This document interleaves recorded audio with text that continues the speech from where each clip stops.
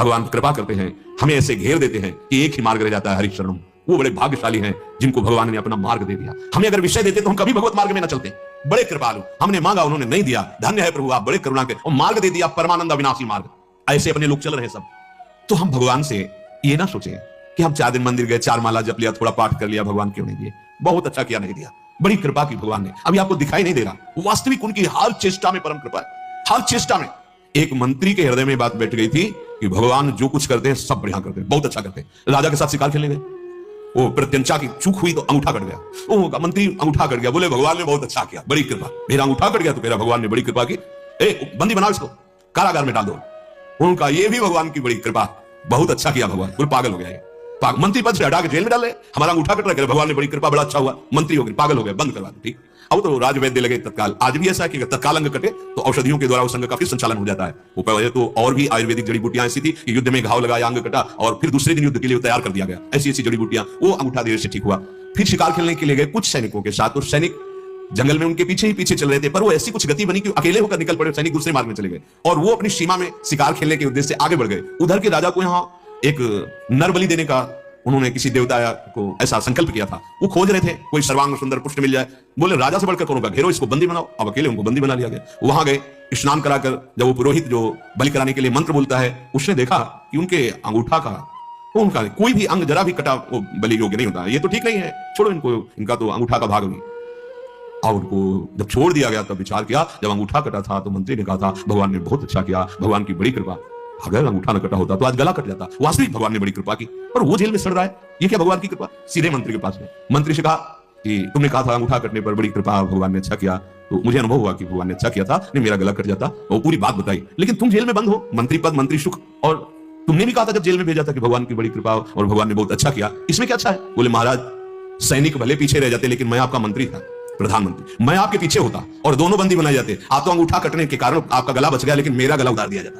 हाँ, इसलिए भगवान ने मेरे ऊपर विशुद्ध कृपा की कि जेल में तक। सच्ची कहते हैं मंगल भवन भगवान का विधान, अमंगल हो ही नहीं सकता। पूज्य राधा बाबा कहते हैं जैसे सूर्य की ताकत नहीं कि अंधेरा कर सके, ऐसे भगवान की ताकत नहीं कि अमंगल करे किसी का। जिन्होंने उनको जहर पिलाने की कोशिश की पूतना दिन, भगवान उनको वो पद दिए जो माता यशोदा को दिया। ऐसे करुणा वरुणालय भगवान तुम्हारा मंगल कैसे कर सकते हैं? एक बार भगवान श्री कृष्ण को साष्टांग जो प्रणाम कर ले, उसको 10 अश्वमेध यज्ञ फल का प्राप्त होगा। 10 अश्वमेध यज्ञ करने वाले का तो जन्म होगा, लेकिन भगवान कृष्ण को प्रणाम करने वाले का नहीं। ये महाभारत में लिखा हुआ, एकोपि कृष्ण कृतः प्रणामो दशाश्वमेधा व्रतेन तुल्यः दशाश्वमेधी पुनरेपि जन्मो कृष्ण प्रणामी न पुनर्भवाय। फिर आप मंदिर गए हो, दर्शन किए हो, प्रार्थना किए हो, ये निष्फल नहीं जाएगा, पर आपकी कामना इसलिए पूर्ण नहीं की कि वो आपको फंसाने वाली थी, और अगर पूर्ण कर दी तो पक्का समझ लो कामना भी पूर्ण होगी और फंसोगे भी नहीं। माया से मुक्त होने का मार्ग निकल जाएगा, उसी भोग से आपका मार्ग निकल। भगवान बड़े करुणामय है, इसलिए तू प्रताप बल बदतन काहू निडर भये घर चेरे। थोड़ा अपनापन कर लो प्रभु से, इतना परायापन।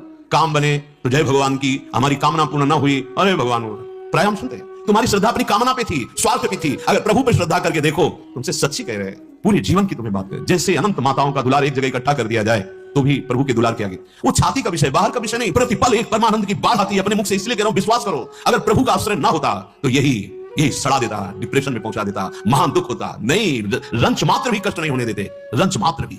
उसी के बल से जो चर्चा हो रही, उनके बल से हो रही, ये गुरुदेव के बल से नहीं हो रही, ये प्रभु के बल से हो रही। भगवान का बल सबसे बड़ा बल है, महाबल है, पर ये वही जागृत होता है जब कोई और बल आश्रय ना लिया जाए, एकमात्र प्रभु का। और देव सब रंक भिखारी त्यागे बहुत अनेरे। सूरदास जी महाराज कह, हमारी कामना की पूर्ति दूसरा कोई नहीं कर सकता। क्यों नहीं कर सकता? देखो, देवताओं को इतना ही अधिकार मिला हुआ है कि आप जितना साधन करेंगे, कर्म करेंगे, पूजन करेंगे, वो भी विधान के अनुसार, उतना ही वो आपको दे पाएंगे, इसके आगे नहीं। लेकिन प्रभु की उपासना ऐसी है जैसे गोदनामा।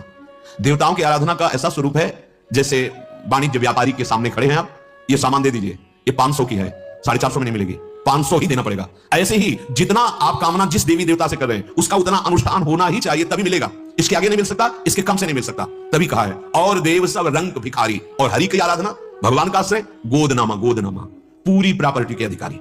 भगवान ऐसे करुणामय है, अपने सहित अपना संपूर्ण वैभव दे देते। क्यों? ये संपूर्ण वैभव मेरे हरि का है और हरि मेरे हैं।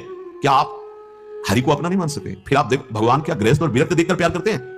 त्रिलोचन जी के नौकर बने तो त्रिलोचन जी विरक्त थे क्या? विभीषण जी से कह रहे तुम सारी के संत प्रिय मोरे, क्या विभीषण जी कोई वैराग्य वेश धारण किए हुए थे क्या? राजमंत्री थे, रावण के भाई और प्रधानमंत्री थे। आप विचार करके देखो, आपको ऐसा लगता होगा कि भगवान केवल ये जो विरक्त जन है इन्हीं को प्यार करते। नहीं, सब मम प्रिय सब मम उपजाए। आप भगवान से प्यार नहीं कर रहे हैं, इसलिए आपको ऐसा अनुभव हो रहा है कि भगवान मुझे प्यार नहीं कर रहे। हमने प्यार को स्वार्थ समझ रखा है, वासनाओं की पूर्ति समझ रखा है, इसलिए हम प्रेम समझ नहीं पा रहे। प्रेम का स्वरूप क्या है? जिस दिन सही ढंग से भजन करोगे तो आपको समझ में आने लगेगा कि हरि कितना प्यार कर रहे हैं। हमारी बात किसी से नहीं बनने वाली है, पक्का कहूं। बात क्या बनना है? जीवन मुक्त होना है, द्वंद्वों के ऊपर उठना है, प्रेम में डूबना है, अपने स्वरूप का बोध प्राप्त करना है। कोई भी आपका यह लक्ष्य किसी भी देवता से पूर्ण होने वाला नहीं।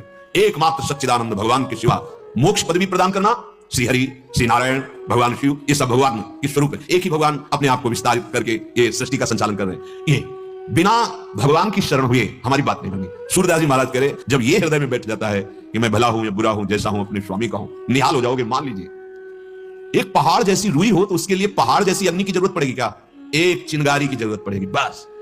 ऐसे ही हम पहाड़ जैसी गलतियां कर चुके हैं, उसको सुधारने के लिए पहाड़ जैसे सुकृत की जरूरत नहीं है, एक चिंगारी कृपा की जरूरत है। सब विध्वंस हो जाएगा। जितना नाम में सामर्थ्य, प्रभु के आश्रय में सामर्थ्य, वो कहीं नहीं देखिए। मान लीजिए या प्रार्थना कर रहे हैं, ऐसा ना समझे कि हम निर्गुण उपासना को या अन्य ज्ञान के साधन को या योग के साधन को अपरिचित हैं, उससे जानते ही नहीं, इसलिए हम केवल कहते हैं राधा राधा राधा, भगवान का आश्रय ले लो। हम इसलिए ये सेवा पूजा करते हैं या विद्याग्रसित अभी जानता नहीं कि परमात्मा निराकार है। हरे आद्य गुरु भगवान शंकराचार्य जी का आश्रय लेकर महादेव जी के चेला रहे हैं, वो सब ज्ञानियों में शिरोमणि बोध संपन्न, वंदे बोधमयम् नित्यम गुरुम शंकर रूपिणम। हाँ, सार बात जब समझ में आई, जैसे राधा बाबा की, तो राधा राधा राधा, ऐसे उन महापुरुषों की चरण रज से सार बात समझ में आई। अब हम बिक गए भाई। आजकल हम सुनते हैं नए नए युवक जन, हम स्वतंत्र हैं, माता पिता या किसी का शासन नहीं। भैया झांक के देखो, तुम काम के गुलाम हो, क्रोध के गुलाम हो, लोभ के गुलाम हो, मोह के गुलाम। वास्तविक तुम स्वतंत्र बनोगे तब जब इनकी गुलामी से ऊपर उठोगे। और इनकी गुलामी से ऊपर उठने के लिए शास्त्र अनुशासन और संत वाणी का श्रवण करते हुए मनन करके आचरण में उतारना बिल्कुल बिल्कुल आवश्यक है। नहीं तो आप अपने को समझेंगे स्वतंत्र, पर इंद्रिया और मन और विषय आपको अपना गुलाम। यहां क्या होगा? जब आप प्रभु के हाथ अपने आप को समर्पित कर देंगे तो जम के फंद, आप तुम्हारे गले में जमराज के दूध फांसी नहीं डाल सकते। विश्वास कर लीजिए, विश्वास का विषय है। आपने राधा राधा बोला, आपके कंठ से राधा निकला, अब इस कंठ में जम की फांसी नहीं पड़ सकती। किसी ने कहा था एक बार राधा बोलने से काम हो जाएगा। नरक तो नहीं जाओगे एक बार राधा बोलने से, पर श्री जी के पास पहुंचने के लिए कोई श्वास खाली नहीं जानी चाहिए। क्योंकि भोरी सखी ने आदेश किया है कि मेरा जी बड़ा घबराता है, लाडली जो अभी श्वास और नाम दो अलग अलग चलते हैं, इसलिए मुझे अच्छा नहीं लगता। लाडली जो श्वास नाम दो बिलक चलते हैं, इनको भेदन मुंह को भावे। श्वास ही नाम, नाम ही श्वासा, नाम श्वास को भेद मिटावे। और काम तो एक नाम निकला राधा, तो अब इसमें यम फांसी नहीं पड़ेगी। एक बार सुनाया था कि संत के कहने से दो बार केवल राम राम बोला, पूरा चरित्र। एक बार राधा बोला तो यम की फांसी नहीं पड़ेगी। सूरदास जी कह रहे, जम के फंद काट मुक राये, और अब है आजाद किए। इन काम क्रोध लोभ मोह मद मत्सर से आजाद सिर्फ कृपा कराती। पक्का समझो, अपनी सामर्थ्य नहीं है, चाहे जितना दृढ़ता से पैर जमाओ, ये ऐसी आंधी है कि फिसल कर कभी लगता है कि अब तो हो गया काम। एक आए थे नवयुवक, उनका 4-6 महीने से आपका सत्संग सुनता हूं, अब हमारे ऊपर काम का कोई प्रभाव नहीं। भैया चुप रहे, चुप रहे, ऐसा मत बोल। जैसे है ना कि धीरे से बोल, नहीं सिंह है सुन लेगा, फाड़ डालेगा के। ये सिंहवत है, काम क्रोध किसी से डरते नहीं। अगर डरते हैं तो एकमात्र हरि से डरते हैं। वही जब डांट दे, हाँ वही बरग दे, ये मेरा जन है, फिर वो चले जाते हैं। नहीं तो आप बड़ी ऊंचाई तक इनका प्रवेश है, बहुत ऊंचाई तक। जो हरि के चरणों में ऐसे आश्रित हो गया कि हरि ने मुझे खरीद, मदन गोपाल शरण तेरी आयो। उस पद में कह रहे, मैं घर जाया चेरा हूं, जैसे यहाँ कह रहे निडर भये घर चेरे, बस आपका दास हूं, मुझे कोई वेतन की जरूरत नहीं। आप मुस्कुराओ और आपका स्मरण और आपकी आज्ञा में पालन करते हुए जीवन व्यतीत करें। मैं बिका हुआ आपका हूं, तो फल क्या मिला? बोले पहली बात तो यमदूत नहीं आ सकते आपके सामने, फिर भूत प्रेत पिशाच निशाचर यक्ष की बात जाने दो। और अभय हो गए, अब समुझ जाए शरण ते डरत ना काल दल, काल का भी डर नहीं। और आजाद किए, जितने काम क्रोध आदि विकार हैं सब शांत हो जाते हैं। बिल्कुल प्रार्थना मान लीजिए, ये हमारे बल से कभी शांत होने वाले नहीं, क्योंकि हमारे बल में ही ये बलवान है, अहंकार में ही रहते हैं।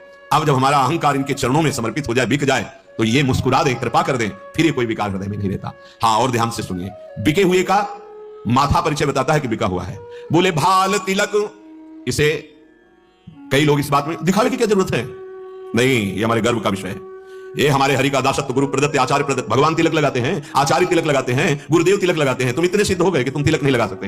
नहीं, लोग क्या कहेंगे? हाँ, शराब पीने में सोचा, कभी वे विचार करने में सोचा, आप गंदे आचरणों में, गंदे विचारों में सोचा कि हरि क्या सोचेंगे? गर्भ से वादा करके आया था कि भजन करके मुक्त हो जाऊंगा। गंदे आचरणों को तो और समाज में गर्व करके आप करते हो, लेकिन भगवती के आचरणों में डरते हो।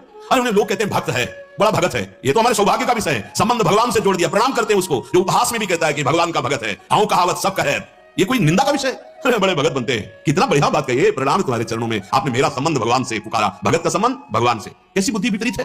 मैं अगर जाऊंगा तिलक लगाऊंगा तो फिर ऐसा लोग कहते हैं, इसलिए तिलक की क्या यहां कह रहे हैं? बिके हुए हमें। मधुकर शाह जी आगरे में आए हुए थे, बादशाह अकबर, वो भले ही परीक्षा के लिए जैसे भी बोले हो, ज्यादातर देखा तो साहब राजा कंठी तिलक धारण किए हुए थे। तो उनका मेरा फरमान है, कल से अगर कोई भी कंठी तिलक धारण करके आया तो गर्म लोहे से मस्तक दाग दिया जाएगा उसे। अब ये बात सुनकर दूसरे दिन कोई भी तिलक लगा के नहीं आया, क्योंकि फरमान तो बादशाह।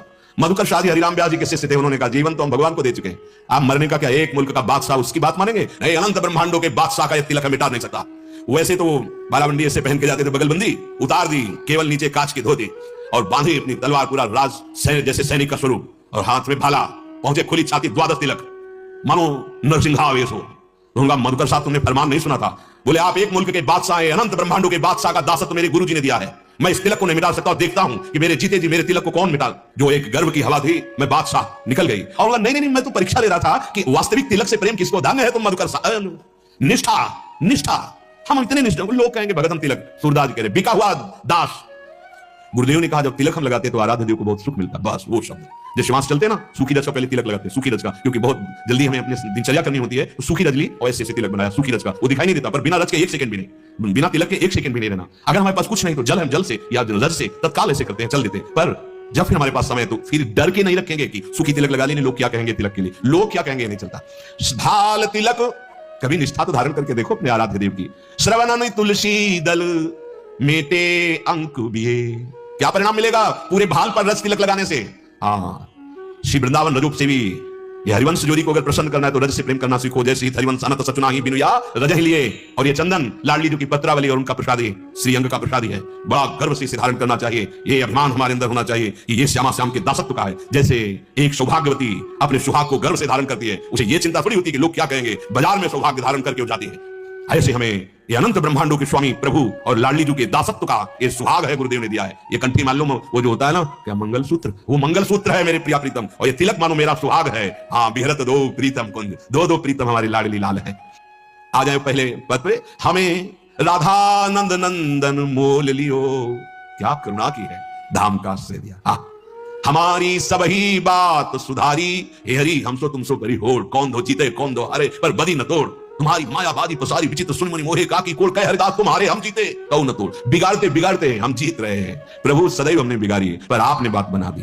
हमारी सब ही बात सुधारी, कृपा करी श्री कुंज बिहारिन, अरु श्री कुंज बिहारी, हमारी सब ही बात सुधारी, राखो अपने वृंदावन। ये हमारा अधिकार था क्या, हमारी सामर्थ्य थी क्या, हमारी तपस्या थी क्या? उद्धव जैसे महाज्ञानी भगवान के निज सखा भाव को प्राप्त भगवान के मंत्री सलाहकार, वो भी याचना कर रहे हैं कि मुझे यहाँ की गुलमलता औषधि बना दो, जिससे ये ब्रज रज वृंदावन रज महारानी जी की चरण रज हम पे उड़ के पड़ती रहे। और आपने जैसे आदमों को मनुष्य शरीर में रहने का सौभाग्य, आने का सौभाग्य दिया, ये केवल कृपा, केवल कृपा। ये महल में बैठे हमारा कल्याण, कल्याण का कल्याण हो चुका, तुम केवल समझ नहीं रहे हो। धाम में बैठे हो, तुम्हारा प्रभाव काम नहीं करेगा, धाम का प्रभाव काम करेगा। नौका में बैठ के तुम चलते हो क्या, और नौका चल रही है, तुम्हें केवल आनंद पूर्वक संतुलन बना के बैठना है। संतुलन बिगाड़ा तो नाव से गिर जाओगे। संतुलन बना, धैर्य पूर्वक विश्वास पूर्वक बैठे रहो। जैसे एक नाविक के भरोसे बैठ जाते हैं, वो चला रहा है, वो पार कर रहा है, बार बार उछलोगे कूदोगे नहीं, संतुलन मत बिगाड़ो, धैर्य पूर्वक बैठे रहो, बात बन जाएगी।